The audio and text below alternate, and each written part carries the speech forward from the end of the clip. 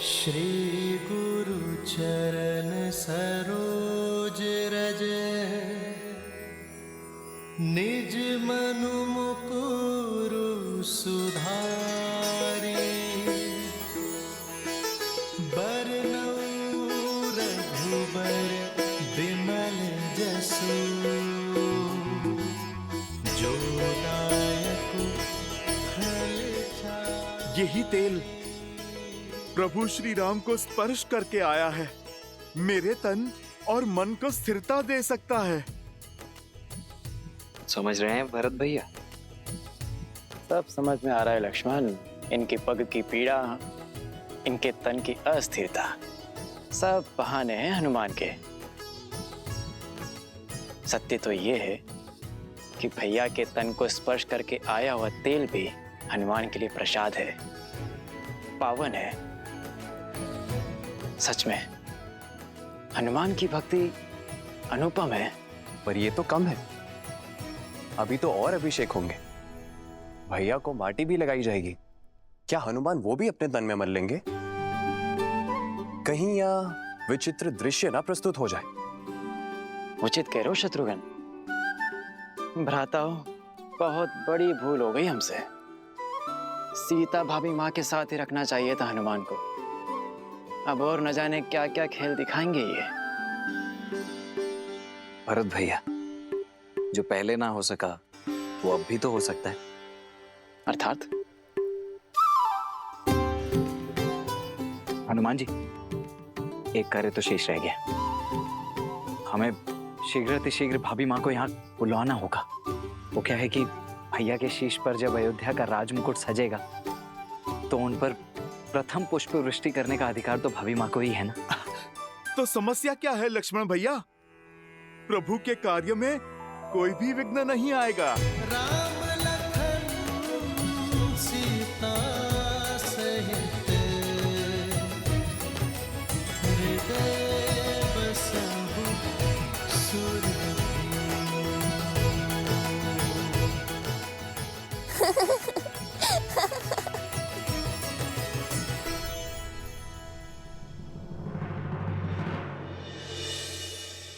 क्या हुआ देवी?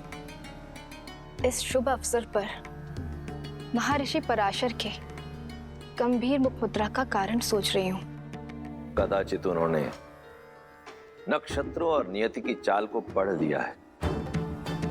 स्त्री के सम्मान का प्रश्न है महादेव। मुझे सीता को दिव्य सिंदूर रूपी अस्त्र जाकर देना ही होगा। माता, दिव्यता का सिंदूर से क्या संबंध? सिंदूर न केवल माथे पे लगा लाल रंग है और न ही किसी स्त्री के विवाहिता होने का प्रतीक। स्त्री अपने मांग में सिंदूर के साथ विवाहित जीवन के सुख, समृद्धि और स्वास्थ्य के रंगों को भी भरती है। सिंदूर एक ऐसी ढाल है जो सभी प्रकार की नकारात्मक ऊर्जाओं से पति और पत्नी के संबंधों की रक्षा करता है, भीतर और बाहर के सभी द्वंद्वों का अंत करता है। जिस प्रकार श्री राम को युद्ध के समय भिन्न भिन्न प्रकार के शस्त्रों और अस्त्रों से सुसज्जित किया गया था, अब समय आ गया है देवी सीता को भी वैसे ही सज्ज करने का, क्योंकि शीघ्र ही एक और असुरी शक्ति चुनौती देने वाली है। और इस बार युद्ध केवल श्री राम को ही नहीं, देवी सीता को भी लड़ना होगा। आप जाइए देवी, समय अत्यंत कम है।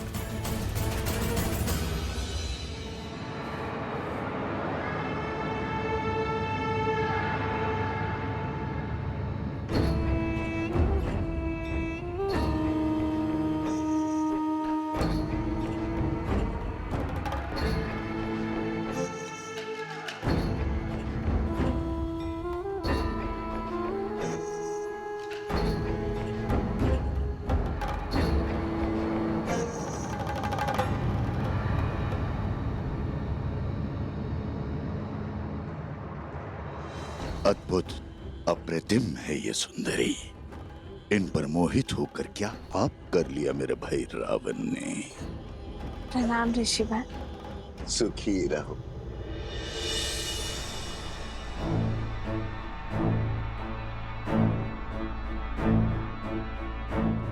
तुम्हारी सखिया कुछ विचलित लग रही है। हाँ ऋषिवर, इन्हें कुछ विचित्र स्वर सुनाई दे रहा है, किंतु मुझे कोई अनुभव नहीं हो रहा। अद्भुत। ब्रह्मांड में निरंतर अनेक ध्वनियां गूंजती रहती हैं। शब्दों और विचारों की तरंगे उठती रहती है। दुर्भाग्य होता है उन लोगों का जो उसे सुन नहीं पाते। कोई बात नहीं,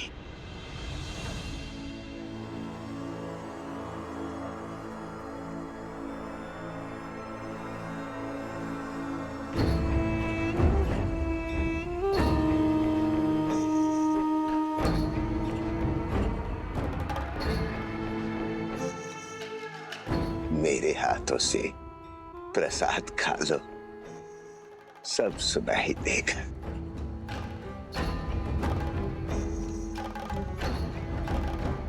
लो।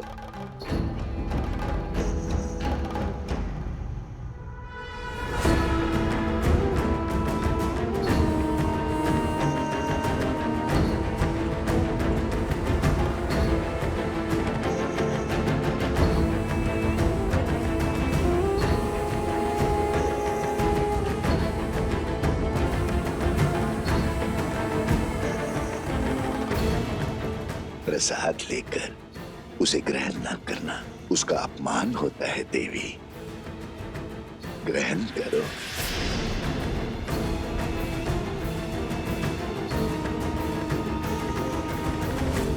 क्या हुआ, कोई संदेह? संदेह नहीं, समर्पण है ऋषिवर। श्री राम के राज्याभिषेक के लिए मैंने व्रत रखा है। आज राज्याभिषेक के बाद ही मैं छठी पूजन का व्रत खोलूंगी।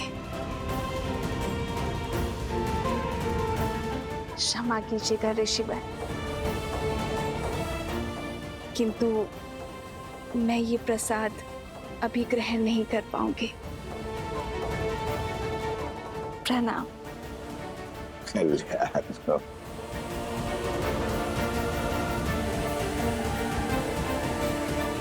कल्याण हो।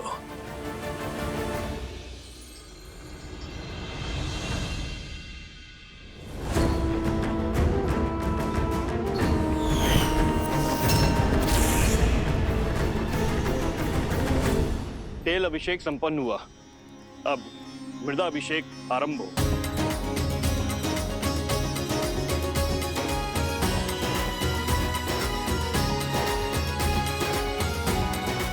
पर्वत पर देवताओं का वास होता है, इसीलिए पर्वत शिखर की माटी को राजा के मस्तिष्क पर लगाने से राजा की बुद्धि भी देवताओं की भांति तीव्र और दयालु होती है।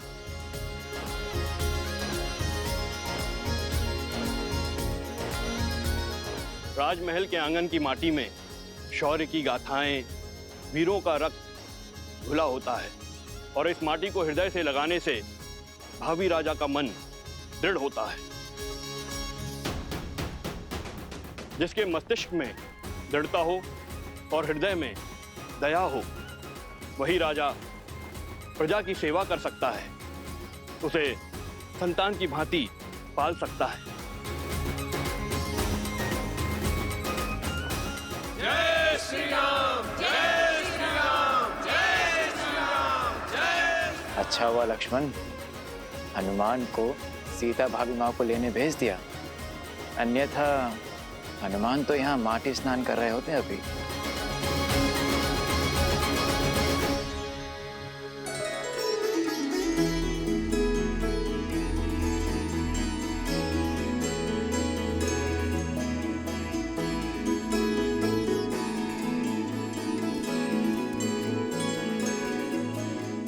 कहाँ है मैया? उन्हें तो शीघ्रातिशीघ्र प्रभु के पास लेकर जाना है।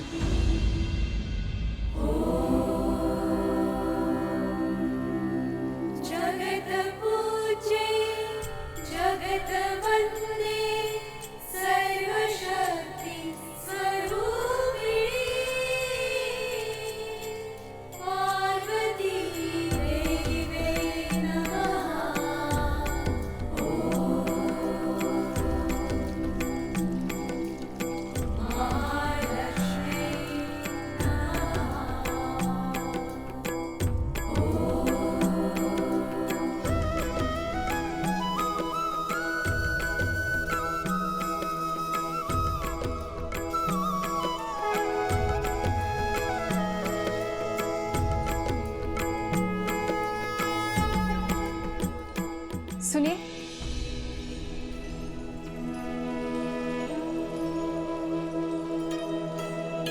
जी।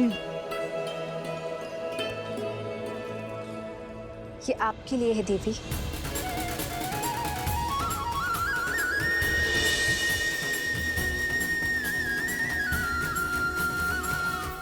आप मुझे जानती हैं?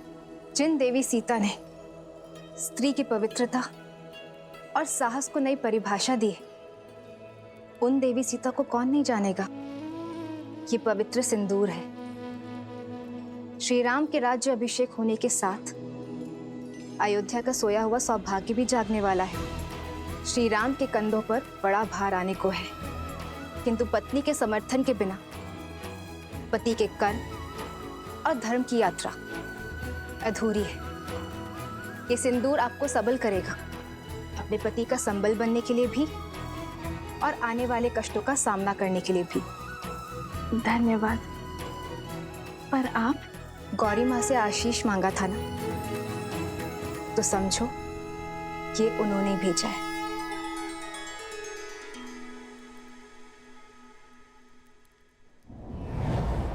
सर्वमंगल मांगल्ये शिवे सर्वार्थ साधिके शरण्ये त्र्यंबके गौरी नारायणी नमोस्तुते नारायणी नमोस्तुते।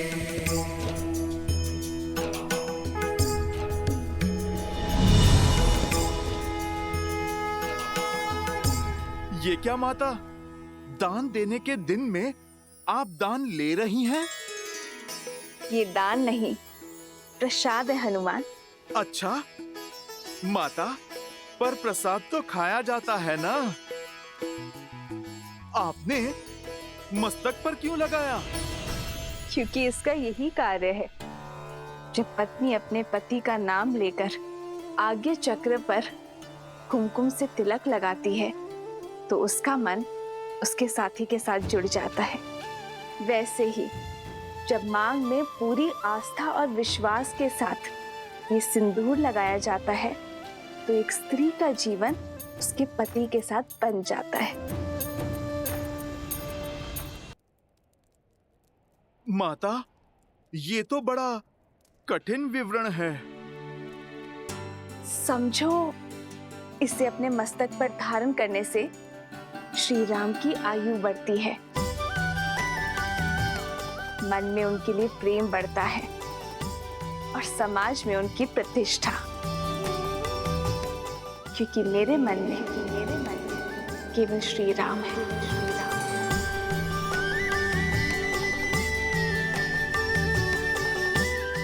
माता, आप मन मस्तक की बात करती हैं। इस भक्त के तो रोम रोम में प्रभु राम के लिए प्रार्थना उठती है माते।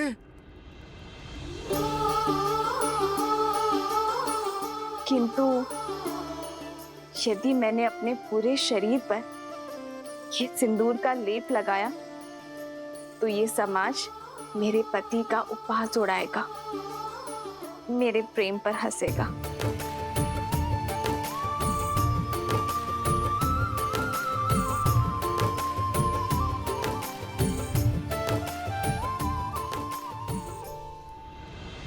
पंचगव्य अर्थात गौ माता से प्राप्त 5 उत्पाद दुग्ध, दही, घी, गौमूत्र और गौमेह, इन पांचों के स्नान से संपूर्ण देह शुद्ध हो जाती है और पृथ्वी तत्व भी शांत हो जाता है, क्योंकि गौ माता ही पृथ्वी का अन्य रूप है।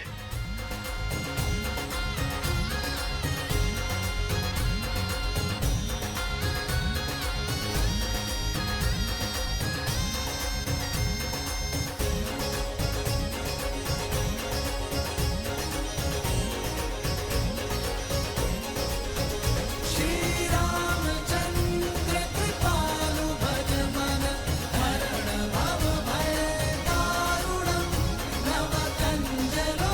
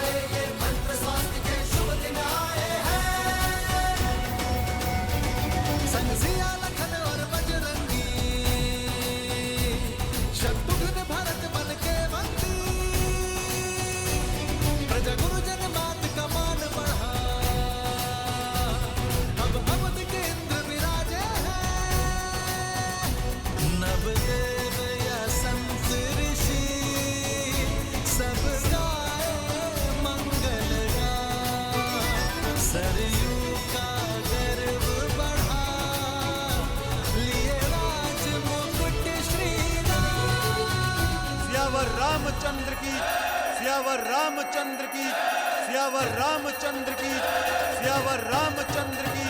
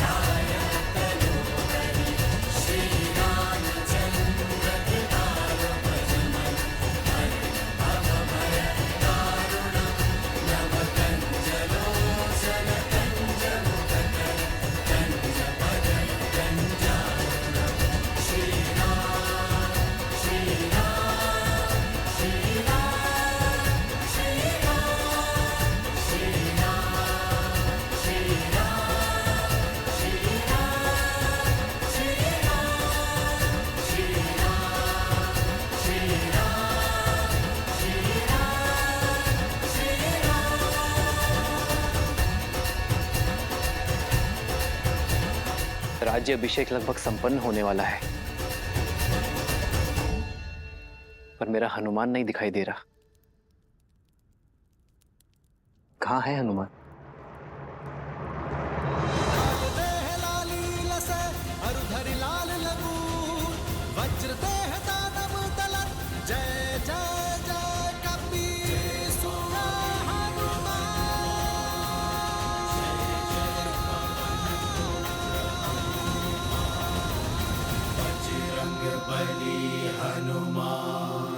जय जय महाबली हनुमान।